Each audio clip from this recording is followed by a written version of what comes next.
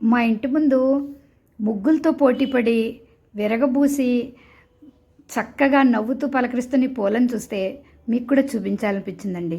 చూడండి, గుత్తులు గుత్తులుగా ఎంత అందంగా ఉన్నాయో. అసలు వాటిని మీకు చూపించాలన్న తాపత్రయం కొద్దీ వీడియో తీశానన్నమాట. ఎన్ని రంగులో. పూల దగ్గరికి వెళ్ళి నాకు వీడియో తీస్తున్నప్పుడు జంజాల పాపయ్య శాస్త్రి గారి పుష్ప విలాపం గుర్తొచ్చిందండి. వారు రాయటము, ఘంటసాల గారు పాడటం అన్నమాట.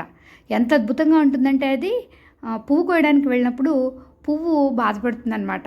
అరే మీరంతా బుద్ధి ఉన్న మానవులు కదా, మా మీద ఎందుకింత కక్ష కడతారు, ఓ 4 రోజులు ఉండిపోతాం, మీ దేవుడికి పూజ చేయడానికి మేమే దొరికామా, మా బాధను అర్థం చేసుకోండి అంటూ అవి చాలా అందంగా మాట్లాడతాయి.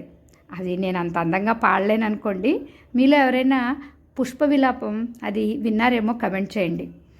ఒక రంగుకి పొంతం లేదండి.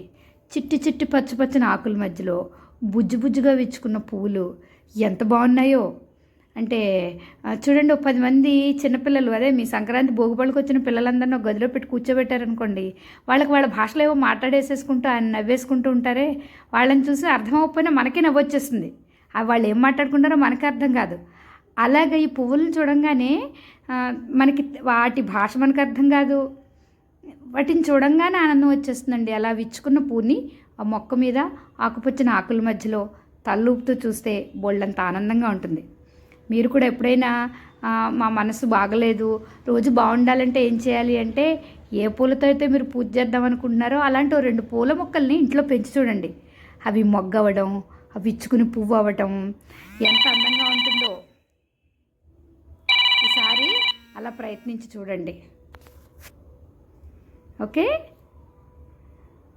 అందరికీ కూడా సంక్రాంతి శుభాకాంక్షలు. ఇంక అయిపోయాయి, మామూలు జనజీవన స్రవంతిలోకి వచ్చేసి పూల మొక్కల్ని అలాగే ఇంట్లో పిల్లల్ని ఇంకా చూడడం మొదలెట్టాలండి. మీరు ఇంక ముగ్గులు చూడడం చాలు.